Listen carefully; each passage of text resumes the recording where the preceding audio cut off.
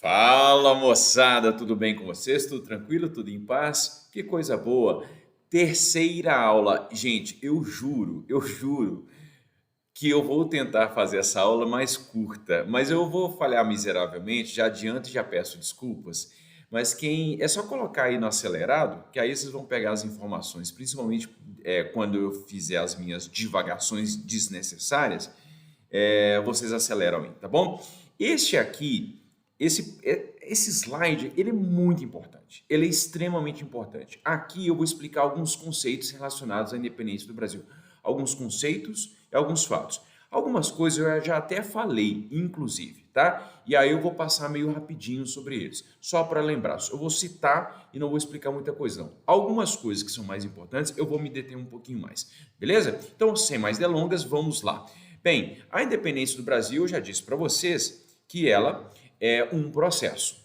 Como processo histórico, ela sofre influências de vários lugares, de vários fatos históricos, de várias pessoas, de vários movimentos, enfim. Por exemplo, a independência do Brasil, ela está num contexto em que acontecem outras revoltas em outros lugares do mundo. A gente poderia dizer, poderia relacionar a independência do Brasil àquele momento histórico em que está acontecendo, em que estão acontecendo revoluções burguesas. Inclusive, embora a gente não pudesse falar efetivamente numa burguesia brasileira, mas nós podemos falar na elite brasileira. A elite brasileira, ela foi influenciada pelas ideias que estavam acontecendo de outros movimentos, por exemplo, como a independência dos Estados Unidos, a Revolução Francesa, o bloqueio continental feito por Napoleão Bonaparte, que eu expliquei lá no vídeo 2 o que isso aconteceu, e a Revolução do Porto, que eu também expliquei lá no vídeo 2, tá bom? Esses fatores externos acabaram contribuindo também para a independência do Brasil.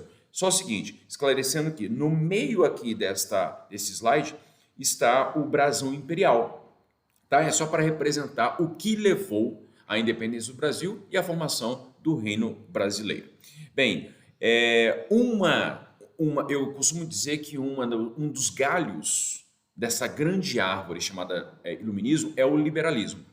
O liberalismo europeu, ele também contribui como a formação de ideias para a independência do Brasil. O Brasil ele se torna independente no momento em que o mercantilismo estava em crise. Lembra que eu falei sobre a abertura dos portos?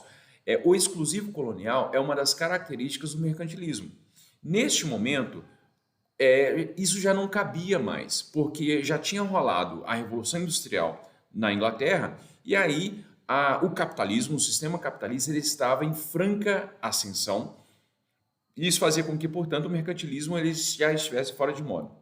Então a indústria estava se expandindo, era necessário ampliar os mercados, a burguesia queria mais espaço político, a burguesia queria mais espaço social, a burguesia queria o seu lugar ao sol. Então tudo isso, essas ideias, esses movimentos que estão acontecendo, acabam também influenciando o Brasil. No caso, o nosso liberalismo, ele é um liberalismo que a gente costuma dizer que a gente costuma relacionar o liberalismo ou as ideias liberais, elas estão meio fora do lugar aqui no Brasil. Aliás, o Brasil é um lugar onde as ideias estão fora do lugar. Por quê? Porque um dos pressupostos principais do liberalismo é justamente a liberdade. Liberdade comercial, livre iniciativa, livre concorrência, etc, etc, etc. Entretanto, o liberalismo brasileiro ele é muito conveniente.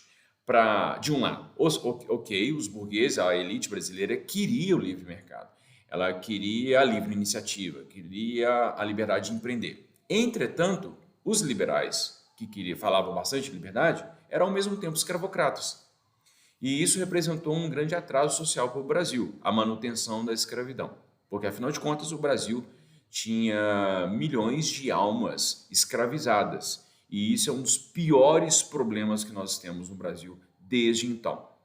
Ué, Edmar, mas a escravidão já acabou há algum tempo. Claro que acabou, mas os efeitos da escravidão estão presentes até aí, hoje, na nossa sociedade, mostrando que o processo de independência do Brasil é um processo que está aí até hoje, que está rolando aí até hoje. É um processo inconcluso, que a gente precisa enfrentá-lo com coragem, tá? Bem, mas isso é um assunto para outro momento. Pois bem, os liberais, a elite brasileira, queria um movimento de independência, mas sem abrir mão dos seus privilégios.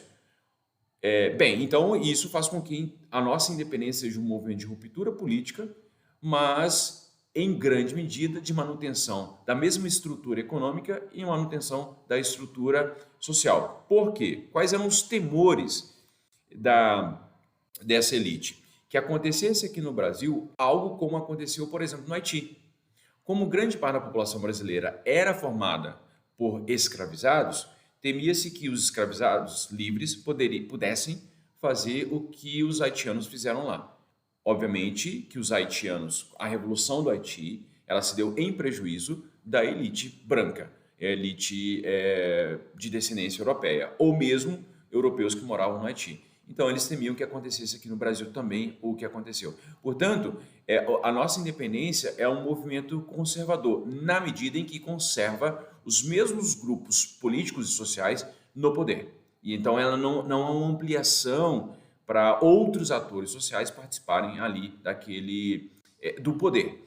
Entretanto, é uma coisa muito importante que acontece, é que, principalmente depois de 1822, nas guerras de independência, há uma participação popular. Eu destaco sempre a participação popular na Bahia, nas lutas de independência na Bahia. Tá?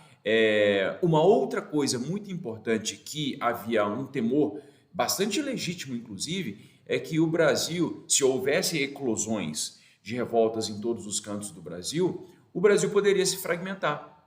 Isso era uma possibilidade bem plausível, viu? Que o Brasil poderia se transformar em vários territórios, como, por exemplo, aconteceu na América Espanhola. Vários países surgiram.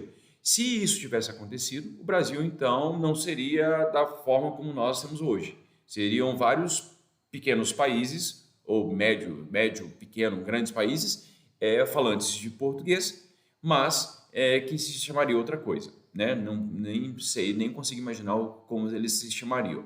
Mas havia esse temor da elite para impedir que o território se fragmentasse. Aliás, a fragmentação territorial não aconteceu, em grande medida por obra de Dom Pedro I, mas também aconselhado por José Bonifácio de Andrada Silva. Muito bem.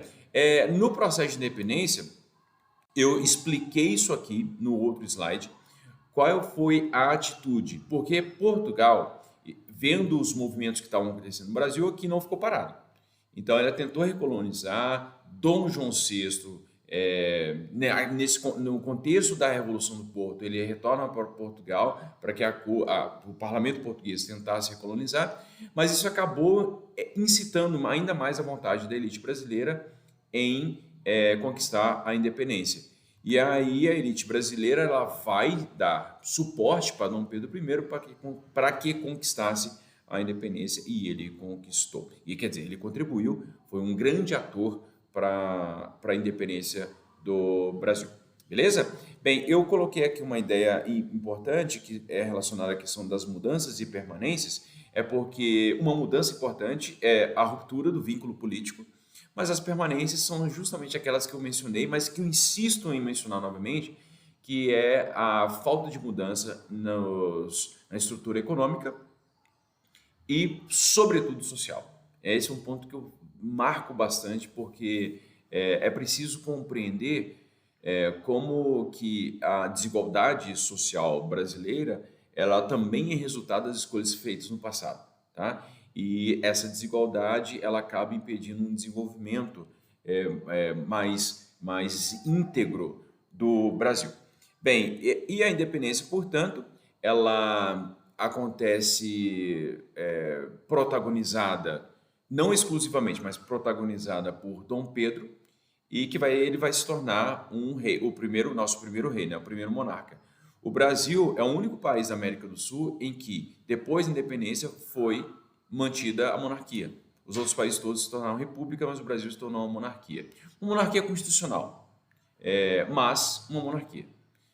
Mas depois eu vou explicar melhor que tipo de monarquia rolou aqui no governo de Dom Pedro I. E uma coisa muito importante é que, depois de 1822, acontecem as guerras de independência, que eu já também mencionei, mas eu trouxe aqui porque a independência ela só foi consolidada por meio dessas lutas em que houve participação popular e, sobretudo, com o reconhecimento da independência do Brasil em 1825, sob a condição de o Brasil pagar 2 milhões de libras esterlinas para Portugal, começando assim o nosso endividamento externo. Não, quer dizer, eu preciso dizer aqui que essa dívida em relação à Inglaterra, porque, como assim, Edmar? A indenização é para Portugal e o Brasil fica endividado com a Inglaterra? Sim, porque o Brasil estava meio ruim das pernas e aí acaba que ele tem que contrair empréstimo com a Inglaterra para pagar Portugal. Mas essa dívida foi paga, tá? Então, nosso endividamento externo hoje tem a ver com outras coisas. Tá bom, moçada? Beleza, então agora para saber o que aconteceu efetivamente ali ao longo do ano de 1822, vocês vão precisar assistir a próxima aula, tá bom? Um grande abraço para vocês, até a próxima, gente.